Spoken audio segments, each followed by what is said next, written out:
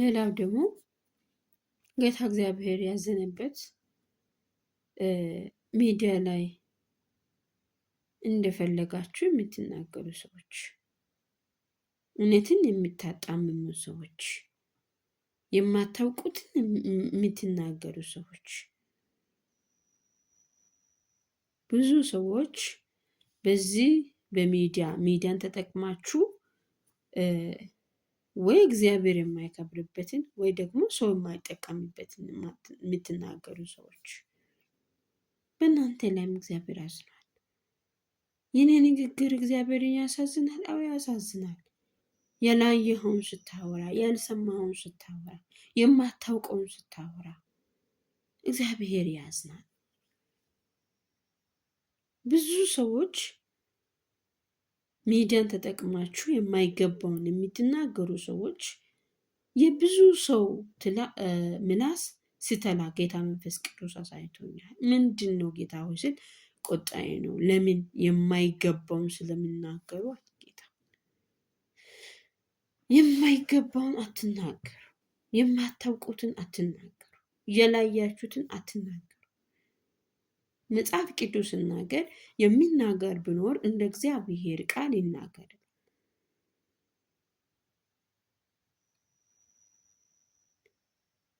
እንደ እግዚአብሔር ቃል ምከሩ፣ እንደ እግዚአብሔር ቃል ገስጹ። አስተማሪዎች፣ ወንጌል አስተማሪዎች እንደ እግዚአብሔር ቃል ብቻ አስተምሩ። በቃ እግዚአብሔር አዝኖብናል።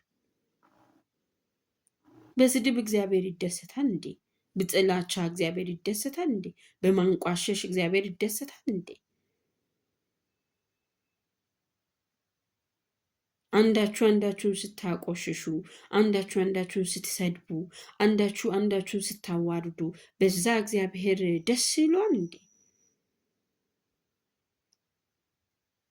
እግዚአብሔርን በዛ ደስ አይሉ።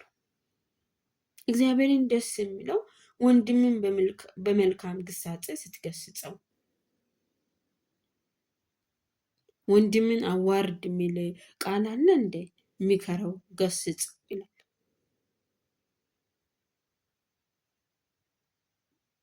አንዳንዴ እየሰበከን እየመሰለን፣ አንዳንዴ እየተናገረን እየመሰለን፣ አንዳንዴ ለእግዚአብሔር የወገንን የመሰለን እግዚአብሔርን እናሳዝነዋለን። አንተ ወንድምን ስትጠላ እግዚአብሔርን ደስ ይሏል? እግዚአብሔር እኮ ኃጢአተኛውን እወደዋለሁ ኃጢአትን ግን እጠላለሁ ነው ያለው። በማናችም ኃጢአት እግዚአብሔር አይከብርም፣ ይጸየፋል። እግዚአብሔር ኃጢአትን አይወድም። በምሕረቱ እሱ ባለጸጋ ነው እንጂ።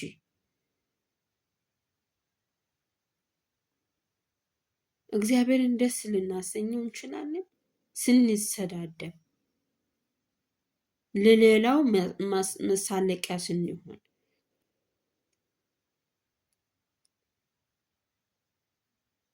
ወንጌል እየሰራን እየመሰለን ስድብን እየዘራን፣ ጥላቻን እየዘራን፣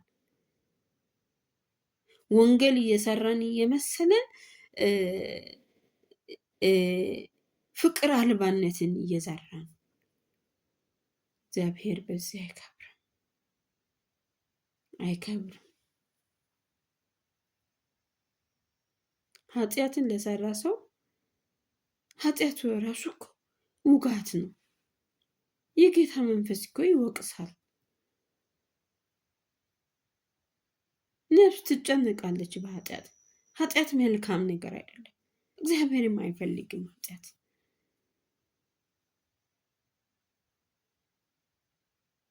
ወንድሜ ኃጢአትን በሰራ ጊዜ ስደብ አይልም፣ ውገረው፣ ግደለው አይልም፣ አጥፋው አይልም።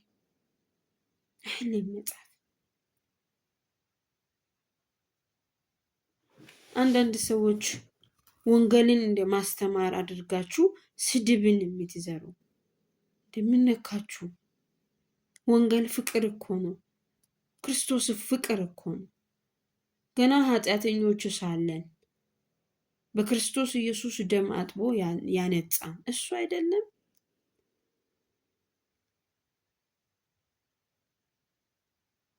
የማይገባን አትናገሩ። እግዚአብሔር ለክብሩ ቀናተኛ አምላክ ነው። መጽሐፍ ሲናገር እግዚአብሔር ክብሩን አሳልፎ ለማንም አይሰጥም ይላል። ለማናችንም እግዚአብሔር ክብሩን አሳልፎ አይሰጥም። ብናገለግል ምንም ብንፈጥር ክብሩን አሳልፎ እግዚአብሔር ለማንም አይሰጥም። የክብሩን ጫፍ ማንም ሊነካው አይችልም።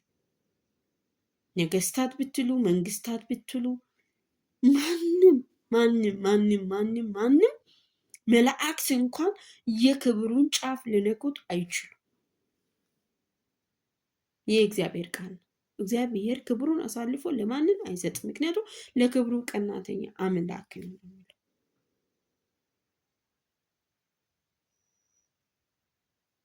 ስለዚህ አትሰዳደቡ። ሚከረው ገስጸው፣ ካልተመለሰ ለጌታ ተው። አትመልሶም እኮ አንተ አትመልሶም፣ አንመልሶም።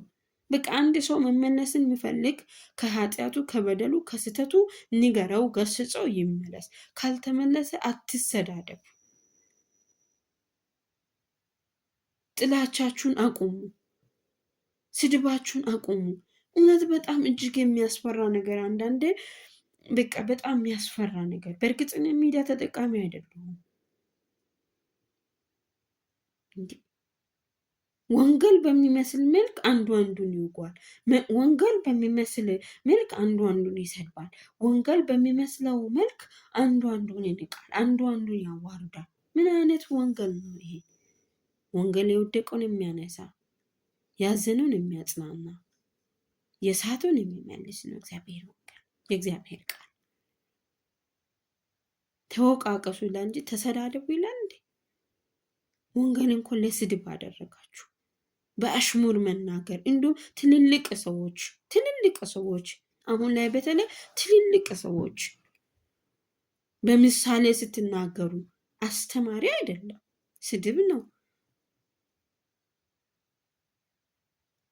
ተውት እንጂ ክርስቶስ ትሁት ነው። በቃ እናንተ ስታስተምሩ ንጹህ ወንጌልን አስተምሩ፣ ሌላውን አትንኩ። ሌሎችም ደግሞ ጌታን ለማገልገል ብላችሁ ወታችሁ ከሆነ ጌታን አገልግሉ። ሌላ ነገር አታድርጉ። በቃ እግዚአብሔር የማይፈልገው ነገር አታድርጉ። እግዚአብሔር የማይከብረውን ነገር አታድርጉ። ለእግዚአብሔር የሚገባውን ለእግዚአብሔር አድርጉ። ለእግዚአብሔር የሚሆነውን ለእግዚአብሔር አድርጉ። አታደበላልቁ፣ አታዘበራርቁ። በቃ ንጹህ ወንጌልን ሲበቁ ከዚህ ስንሰማ ለዚህኛው ትችት ነው፣ ከዚህ ስሰማ ለዚህኛው ትችት ነው። ጌታ ኢየሱስ እኮ በእናንተ ምክንያት በአሕዛብ መካከል ስሜ ይሰደባል ያለው ይሄ ነው። በቃ ጌታን አታሰድቡ፣ ጌታን አናሰድቡ። በቃ እግዚአብሔር ትውልድ አለው፣ እግዚአብሔር ሌላው አለው። እኔ ባምፀው እኔ እምቢ ብለው እግዚአብሔር ሰው እንዳለው አስብ። እኔ ብቻ አይደለም ለእግዚአብሔር ያለው፣ አንተ ብቻ አይደለም ለእግዚአብሔር ያለው። እግዚአብሔር ብዙ እኛ እምቢ ብንለው እግዚአብሔር ቁሶችን ጉዞችን ምን መናገር የማይችሉትን ይጠቀማል። አትሰዳደብ። እግዚአብሔር አዝኗል። እግዚአብሔር አዝኗል። ያያችሁትን አውሩ፣ የምታውቁትን አውሩ። አብዛኛው ሰው የማያውቀው ያወራል። የሰማውን አምጥቶ እንደ እውነት የሚያወራ ሰው አለ።